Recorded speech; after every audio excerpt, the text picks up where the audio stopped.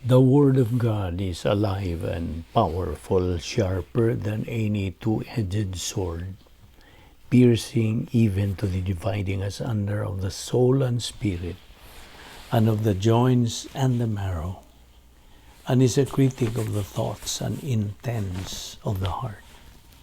All Scripture is God-breathed and is profitable for doctrine, for reproof, for correction, for instruction in righteousness, that the man of God might be mature, thoroughly equipped unto all good works. Study to show thyself approved unto God, a workman that needeth not to be ashamed, rightly dividing the word of truth. The fear of the Lord is the beginning of wisdom. A good understanding have all those who do his commandments. His praise endures forever. Psalm 111, verse 10. Counsel is mine, and sound wisdom. I am understanding, I have strength. Proverbs 8:14. Forsake foolishness and live, and go in the way of understanding. The fear of the Lord is the beginning of wisdom, and the knowledge of the Holy One is understanding. Proverbs 9, 6, and 10. How much better to get wisdom than gold, and to get understanding is to be chosen rather than silver. The highway of the upright is to depart from evil. He who keeps his way preserves his soul. Proverbs 16:16-17. Understanding is a wellspring of life to him who has it, but the correction of fools is folly. Proverbs 16:22. Yes, if you cry out for discernment and lift up your voice for understanding, if you seek her as silver and search for her as for hidden treasures, then you will understand the fear of the Lord and find the knowledge of God. For the Lord gives wisdom. From his mouth come knowledge and understanding. He stores up sound wisdom for the upright. He is a shield to those who walk uprightly. He guards the paths of justice and preserves the way of his saints. Then you will understand righteousness and justice, equity and every good path.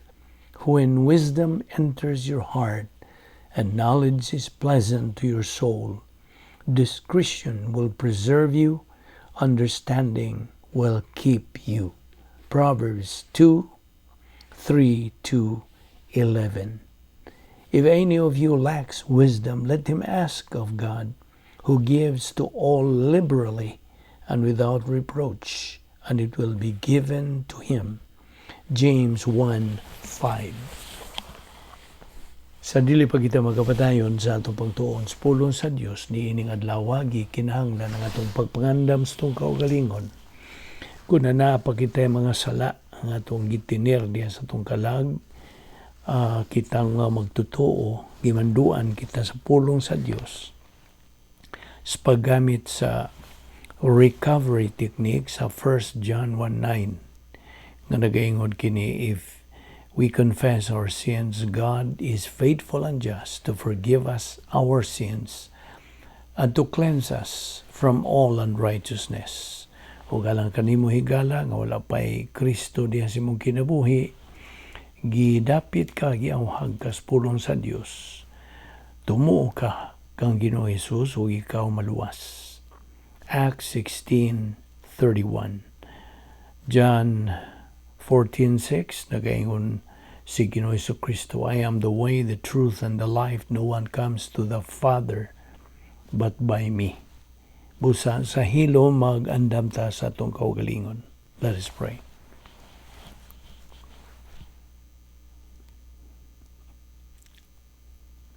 Amahan na mo nga Diyos, unas tanan, pasalamat kami kanimo sa imong paglugway sa among kinabuhi hangtod ni gayuna.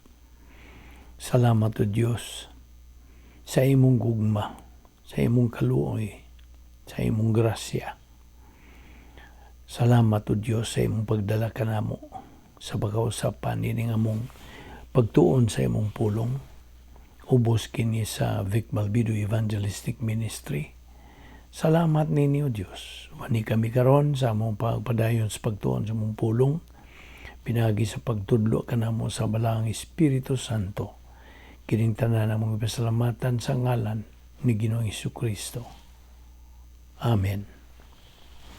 Okay, padayon ta mga higala sa atong gibiyaan nga gitunan na mao ang doktrina sa sala. The Doctrine of Hamartiology nga nagpasabot og doktrina pagtulunan bahin sa sala. Okay.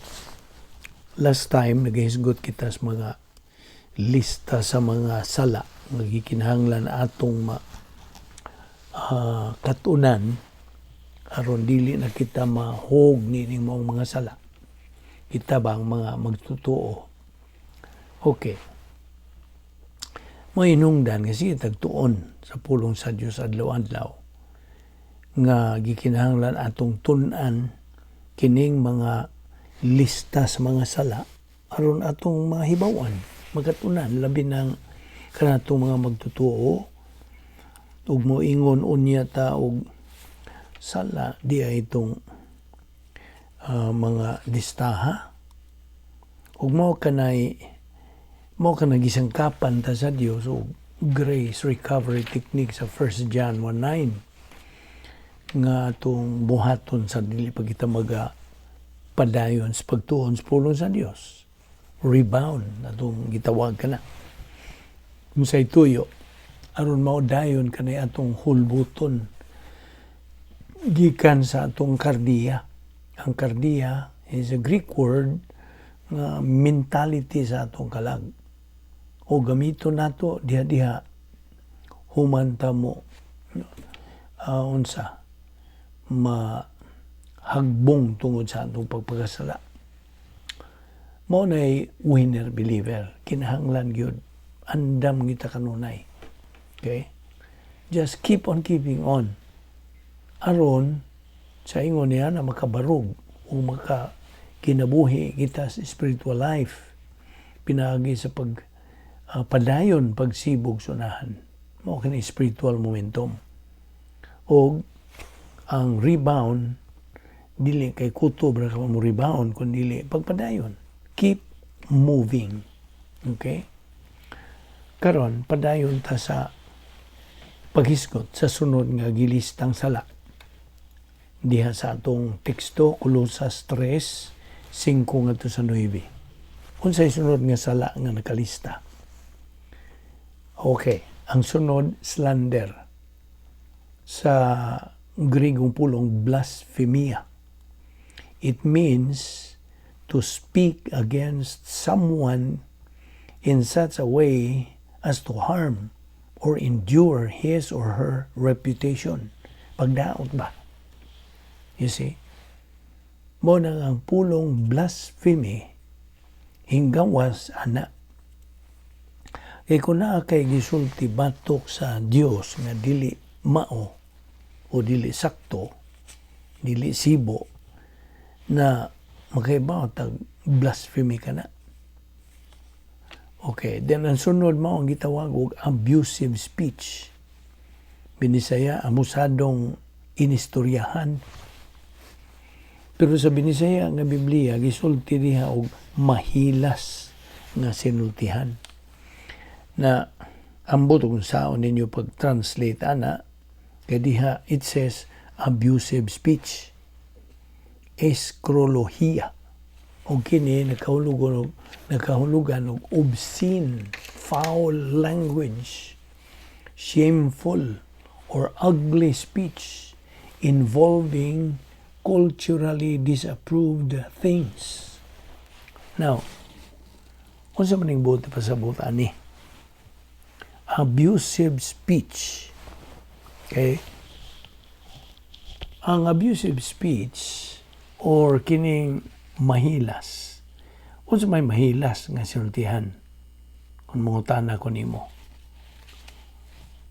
Well, pamalikas. That's what it means. See? Abusive speech. Pamalikas. Okay?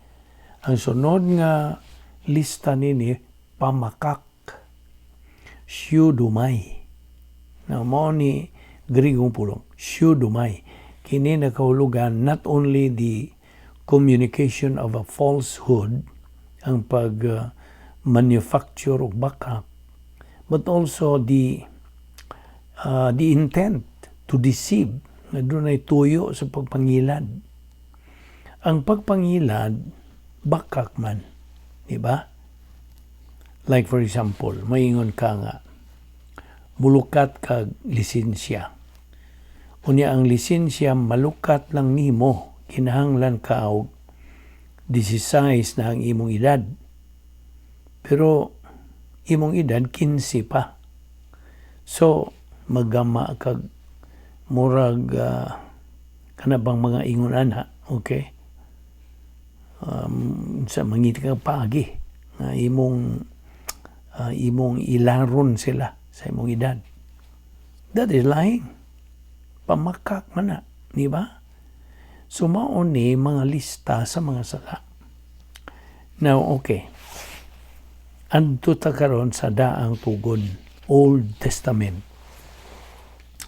Unsa naman po'y gisulti sa Dias Proverbio Kapitulo 6, versikulo 12 ngadto sa 15. Usa ka tawo nga way hinungdan, mao na worthless, right? Usa ka tawo sa kasalanan, mao siya nga nagalakat nga may usa ka masukihong baba nga nagapangidlat sa iyang mga mata. Di kay pangidlat, pangidhat sa iyang mga mata. Pagbantay mo anang mangidhat og mata, bantay mo ana nila nga namulong uban sa iyang mga tiil.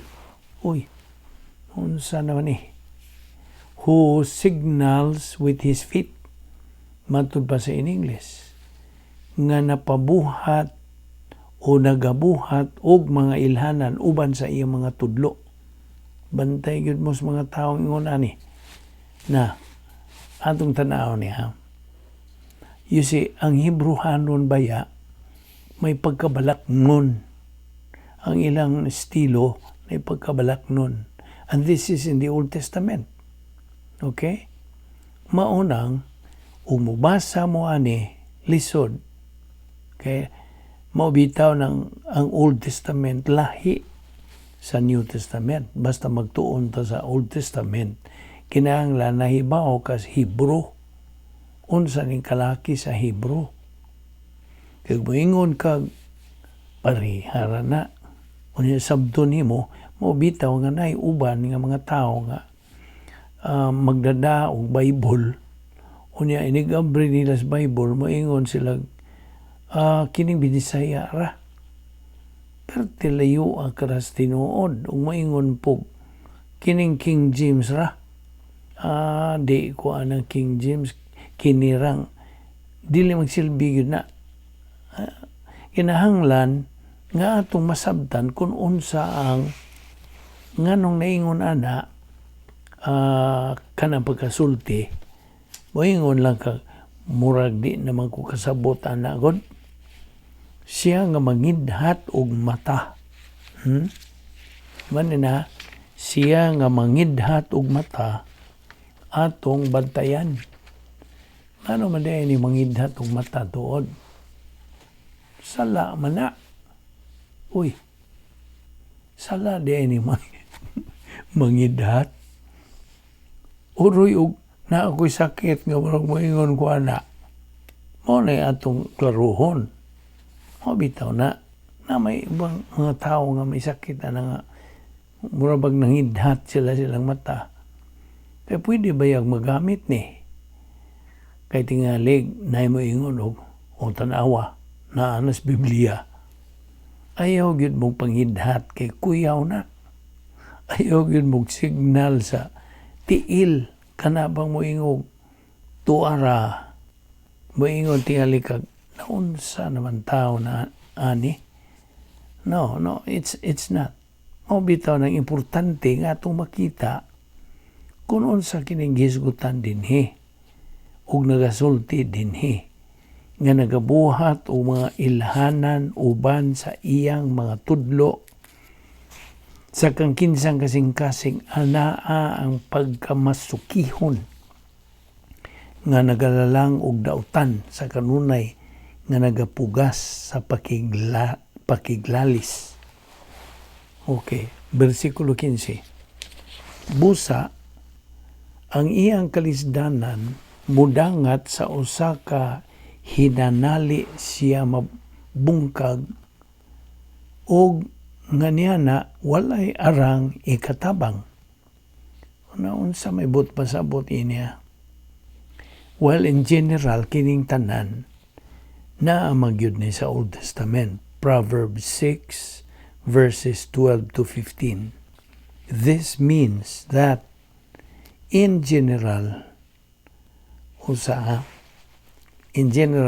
di usa nato kuhaon ang verse by verse. This means that troublemaking, ang pagbuhat og dautan, ang pagbuhat og kasamok, it's often generated through the mouth in gossip. Tinuod man po na, di ba? Magsugod gani ka og gamag mga istorya, ang tuyo gyud niya nimo mao ang paghimog gubot. Mao man gyud na. Okay? So, gahisgot ta dinhi og usa ka troublemaker. Kining tawhana nga gihulagway sa Proverbio 6, he is arrogant. He is jealous, implacable with revenge motivation, which is evil. He is a gossip and guilty of inordinate ambition and inordinate competition. Now, ang troublemaker is a disaster in the local church ba? And in any organization. Disaster gini siya. Troublemakers are always uptight. Ang sabot pasabot og uptight. Ang uptight nga tao dali rang masuko. Ug bisag kuhiton ra nimo pikon. Mao nay pikon, uptight. Ang mga troublemakers are always pikon. Nga naman, tungod kay in their mind, these people are always bitter. They are always better than everyone else. Dili bitter, kundi better. Okay? Ang ilang pangunahuna, mao nga sila mas maayo. Sila ay pinakamaayo. Ang uban dili. Mao kini ang grupo sa bersikulo. Atong tanawon ang primero. A worthless person, a wicked man, is the one who walks with a perverse mouth. Mao na atong gisgutan kaganiha. Unsay binisaya og perverse mouth. Ang perverse mouth means masukihon nga baba. This means, mao ni atong giingon kaganiha, this means nga troublemaking is often generated pinagi sa baba in gossip, maligning, and judging. Basta na gani musugod og chismis, bantay, musugod og istorya mga dautan, ang tuyo ra gyud ana mao ang dautan, ang tuyo gyud, ang gubot mao nay tuyo niya na. Ang tuyo gyud ana mao ang paglawgaw kun sa ato pang inistoryahan mao man gyud na. Okay, paglawgaw, paggubot. Apan makahimo bagod ang usa ka magtotoo na ang Kristohanon. The mouth is the external manifestation of one's character and disposition. Ang twisted, a twisted meaning a false mouth, emphasizes the sins of the tongue. Sala sa dila. So kining perverse atong tanaw na, kining perverse mouth nga gisgutan dinhi sa original nga Hebrew is twisted. Ang original niyang translation. Unsa man po binisayag twisted? Tuis, di ba? Ang twisted tuis sa Bisaya. Now, kanang perverse mouth ang kinaduulan nga mugawas nga description ana niya nga gigamit sa original nga Hebrew nga twisted.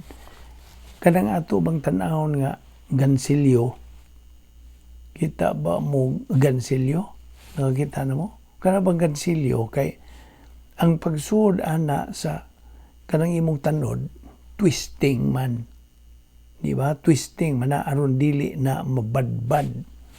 Okay?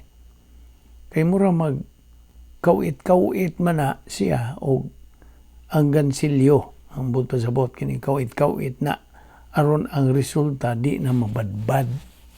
Okay? Mao ni gigamit sa Hebrew. Kanang gigamit sa Hebrew nga perverse mouth. Ang gigamit ni ining masukihong ba ang original gyud ana twisted na siya. Kay ngano man mutan natin alika. Kaya ang buti pa sa bot gyud ana kay kun sige man galing ka og ingon ana mo resulta na nga kadugayan di na mabadbad ang resulta sa imong gihimo. Mas grabe sa original nga Hebrew. Kining buti pasabot ning ingon ini nga bersikulo ang iyahang pulong. Mao nang sa Bisaya gisulti lang masukihong ba. Pero it does not give any justification sa original nga Hebrew. Mao na sa atong explanation, atong gipagawas kini, a twisted, false mouth emphasizes the sins of the tongue. Meaning ana, kanang masukihong ba ang buot pasabot ana, salas dila, sins of the tongue, nga atong gihisgutan. Unya, adto ta sa sunod nga verse, versikulo 13. Ani ana, mao na ni panghidhat sa mata. Now, unsa man gud ning panghidhat sa mata? Kay diha mangyoy sa original nga Hebrew, dili na gani usahay murag di na madala og laktod i-translate sa in English o sa Bisaya, kinahanglan i-describe na. Kaysa kini mga panahon sa panahon mas pagsuwat ani. Oh, by the way, I think kitang tanan na ibaw nga kung mo biyahe ta, kanang mo panaw batas laing nasod, lain nga country ba, labi na kung kanang imong kanang maong country, di kayo ilado nato, importante kayo mahibaw tag unsa ang ilang kultura. Alright? Like for example, kamong umaadtuay sa Saudi, kinahanglang mafamilyar mo sa kultura sa mga Arabo dito. Unsay sakto o unsay dili. Bisan gani ka mo nga buot mo biyahe ngadto sa Singapore, for example. Now, lahi baya po silag mga kultura dito. Ug moadto ba mo sa Middle East, lahi po lang ilang kultura dito. Ug sa, especially, we're talking about the Middle East. Ang Middle Eastern culture dinhi. Atong makita nga kining bersikulo 13 nagahisgot gyud di sa culture sa Middle East. Okay? Okay, padayon ta sa paghisgot ni bersikulo 13. Naghisgot man ta sa bahis troublemaker, no? A troublemaker has body language. Winking. Winking means you wink as you run down someone. Mao na to'y atong gisgutan.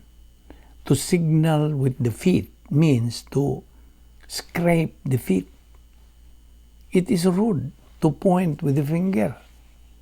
All this is the body language of mockery, ridicule, and derision. A troublemaker gets his kicks by putting other people down. In other words, unsa bote pasabutan nga ang mangita gubot mao gyud ng tao nga manlupig kung mahimo iyang lupigon ang tanan. He himself is a slug, but he can put down other people. Dili nimo siya masaway. Apan kusog siya masaway sa uban. So, who signals with his feet and points with his fingers. Adto ta diretso sa sunod nga bersikulo 14. Unsa naman pud ng sunod nga bersikulo? Nag-ingon kini, who with perversity in his heart continually devises evil, who spreads strife, sa kang kinsang kasing-kasing anaa ang pagkamasukihon nga nagalalang sa unsa. Nagalalang kini sa dautan sa kanunay nga nagapugas sa pakiglalis. Ang buti pasabot nato dinhi nga perversity sa Bisaya pagka masukihon. Unsa man ni pagka masukihon pod? Di mo sunod, right? Dili mo sunod. Dili mo sunod kung unsay sakto. Di mo sunod sa unsay angayan. That is why perversity here is actually what we call deviation from doctrine. Ibaw gud siya unsay sakto. Ibaw siya unsay klaro. Di lang yun siya masunod. Okay? The troublemaker does not go by the Bible. O moingon siya, okay, akong i-rephrase ka na. The troublemaker does not go by what the Bible says is right and wrong. Some believers spread word.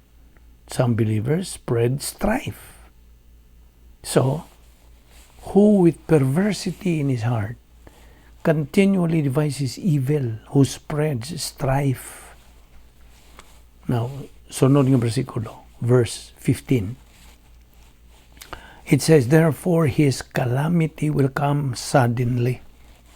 Instantly he will be broken, and there will be no healing. Sa naman ang resulta nining maong troublemaker? Ang una, the troublemaker suffers from self-induced misery under the law of volitional responsibility. But eventually, he gets clobbered with divine discipline in 3 stages. Now, we're talking here of a believer. Mga magtutuo ra kini ha. So, he gets clobbered with divine discipline in 3 stages. Na ibaw magkagunsa tong tulo ka mga kanang ang sa disiplina sa Dios ngadto sa mga magtotoo. Ang una nini warning discipline. Ikaduha intensive na. Ug ang ikatulo eventually dying discipline. So duha ray kapaingnan sa usa ka troublemaker. Sa tuod po Bisaya troublemaker. Kanang tigpangita o gubot mo na Binisayas troublemaker. Diba? Mudawat ka ba niya ng Bisaya? So either he remains a troublemaker and be broken, or depart from being a troublemaker and use the rebound technique of 1 John 1:9. Sa ako nang iniingon, kini atong gisgutan, magtotoo. Now, 1 John 1:9, rebound technique. Mao na, mao man na atong gisgutan, mao man na atong gipaklaro nimo. So, atong makita kining paghimo gubot. Kining paghimo gubot pinaagi sa pagmugna og mga istorya. Maghimo gubot pinaagi sa pagsabwag og mga daotang mga buhat. Mao kini ang gisgutan nato. Well, sa laing bahin, adto na punta sa Proverbs chapter 6. Chapter 6 gihapon kini ha. Nganha na sa 16 ngadto sa 19. Sumpay. Unsa na po'y gisulti diha, be? Adunay unom kabutang nga gidumtan ni Hiyova. Oo, 7 nga mao'y dulumtanan niya. Una, mapahitas-ong mga mata. Usa ka dila nga bakakon, mao na ikaduha. Ang ikatulo, ug mga kamot nga nagaula sa dugo nga inosente. Sunod, usa ka kasing-kasing nga nagalalang sa dautan nga tinguha. Kanunay yun ning magbalik-balik. Kada bang magplanog dautan bitaw? Konspirasi kanang moingog. Sao man nako paggubaan na niya? Paglaglag ana niya? Pagdaot ana niya? Mao gini kanunay magalalang diyas kasing-kasing so sa ka-troublemaker kinsa nagalalang sa daotang tinguha. Okay. Mga tiil nga matulin nga modalagan ngadto sa biniliyako. Usa ka bakakon nga saksi nga nagapamulong og mga bakak ug kadto nga nagapugas sa pagkalalis sa mga kaigsunan.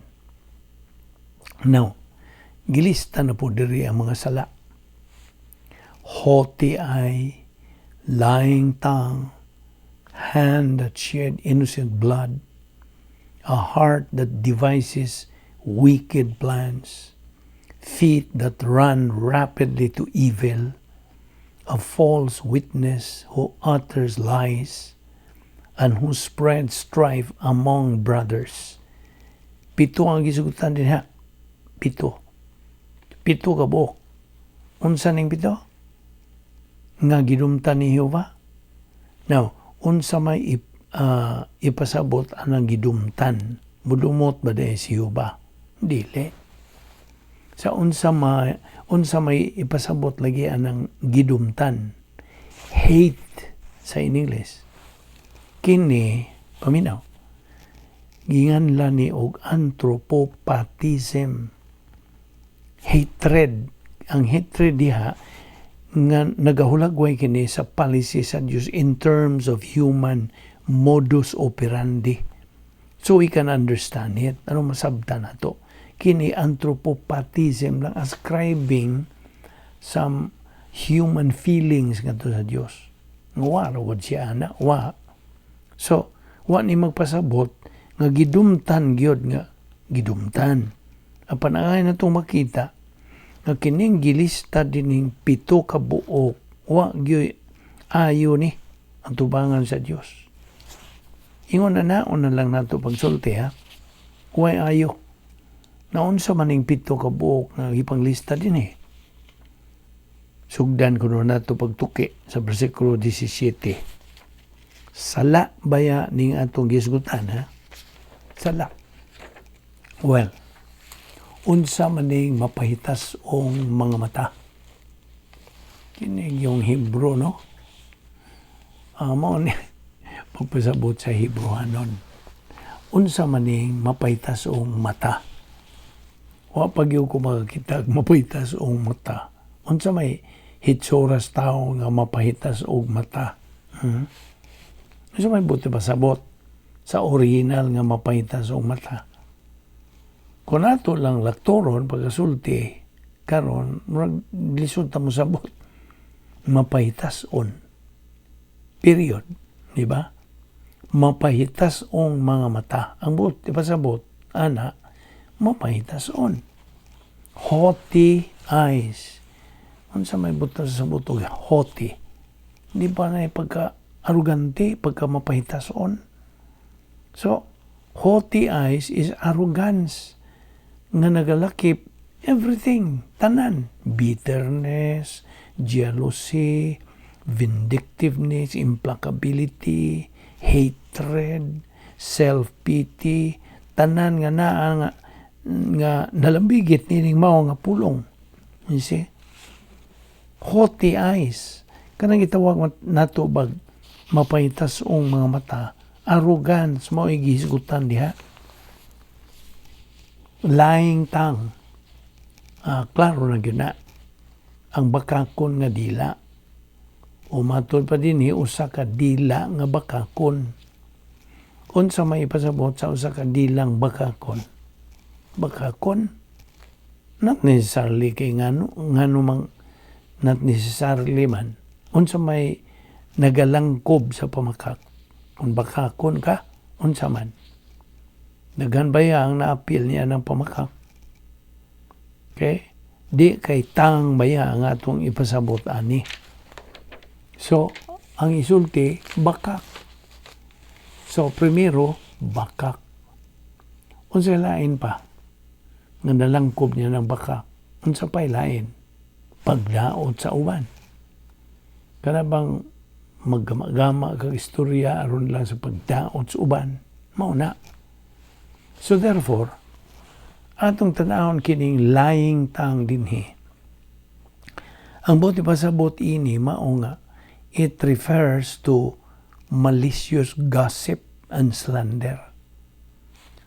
Hands that shed innocent blood. Unsa naman po ipasabot ini? Atong masabtan ni nga usa ka murder kini, pagbuno.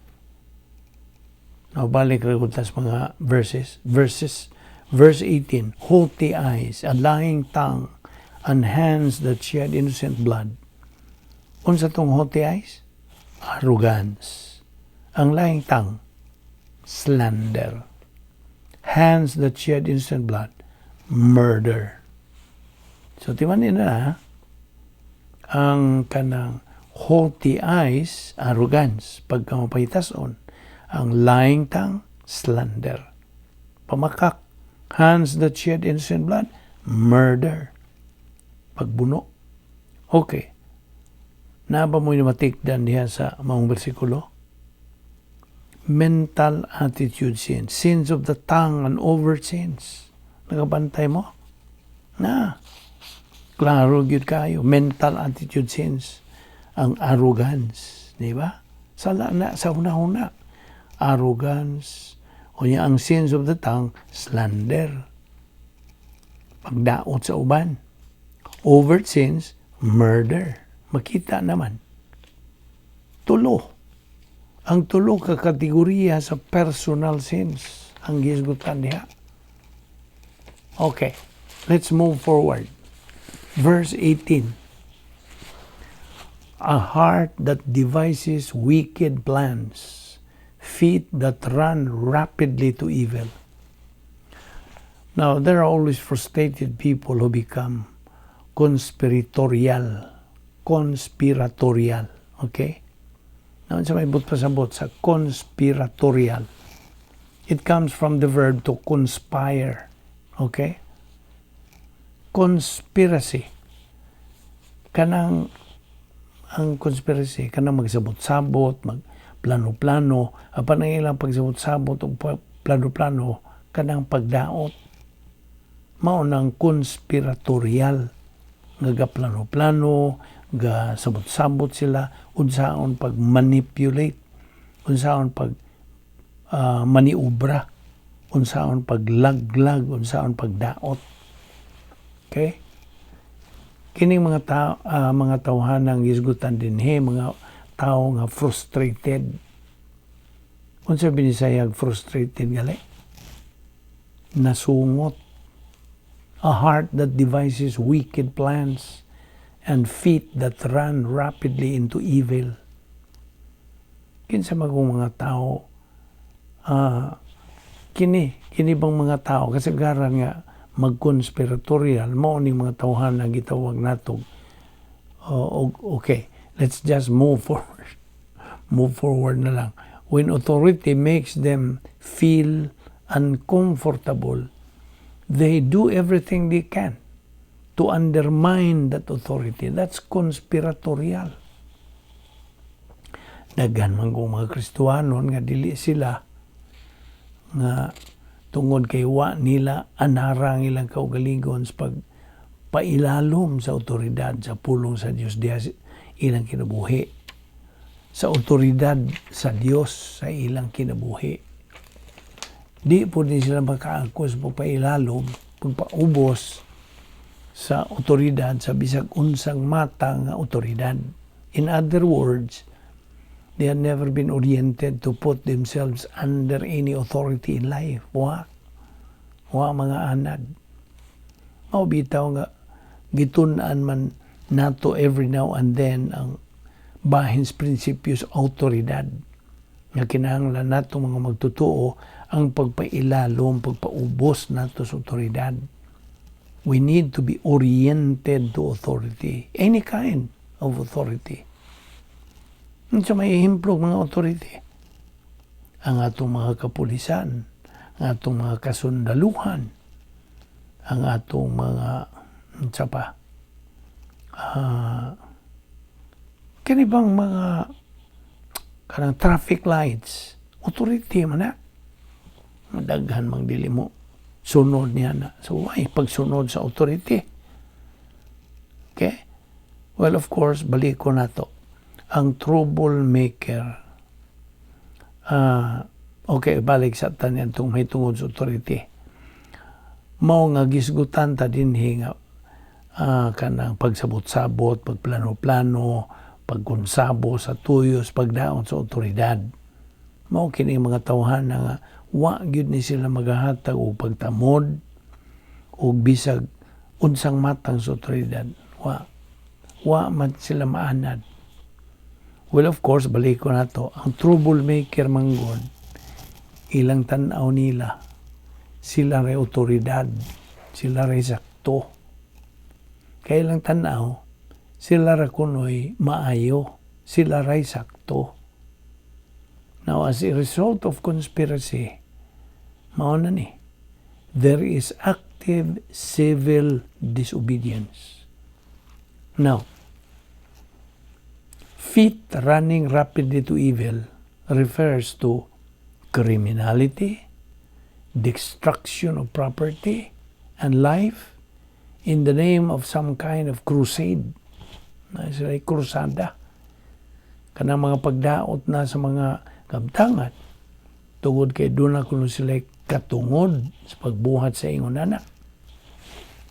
Mo na nakagrabe. Kana bang tungod kay ilang gituhuan bisan og sayop sila, tungod kay nagama naman sila ilang kaugalingon nga sila kunoy sakto, mo nang mulihok na sila sa pagbuhat og dautan batok nimo. Bisan dili sila sibo sa sakto. Therefore, we move forward. Okay, verse 19. It says, a false witness who utters lies and one who spreads strife among brothers. Now, unsa man ning false witness? Kana bang mohimo kag testigo nga mauna bisag dili, right? Bisag di tinuod. Now, makahimo ba ang Kristiyanon o ingon ana? Makahimo ba ang magtotoo?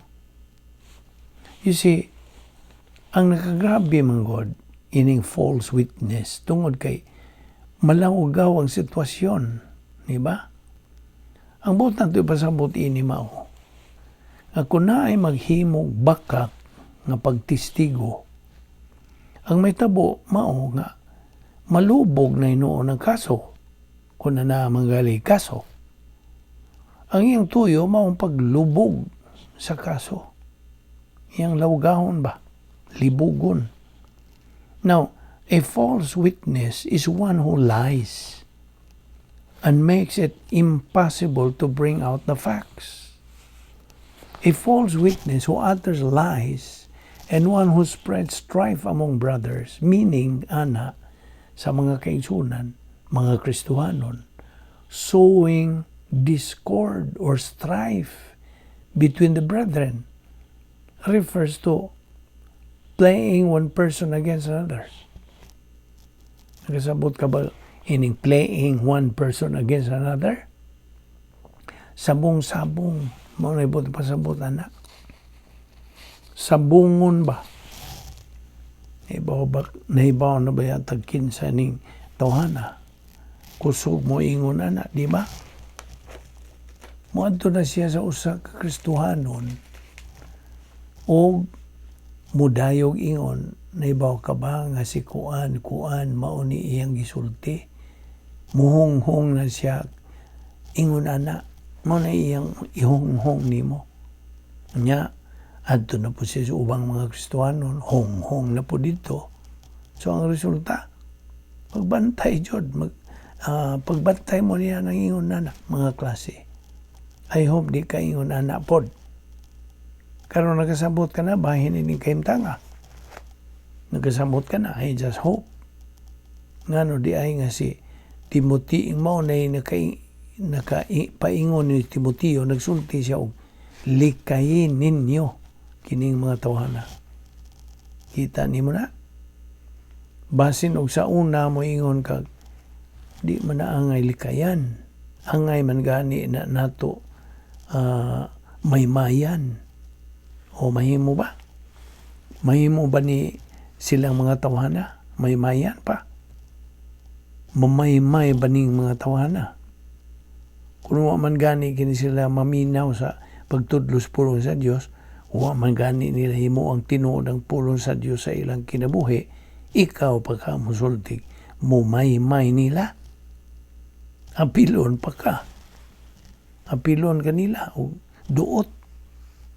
Unsay nga na nang ingon na iduot. Ha? Apilon ka nilang irok. Unsa man ning irok? Irokon ka, murag kuto ba? Apilon ka nilang turos, tudson ka. Na mao na.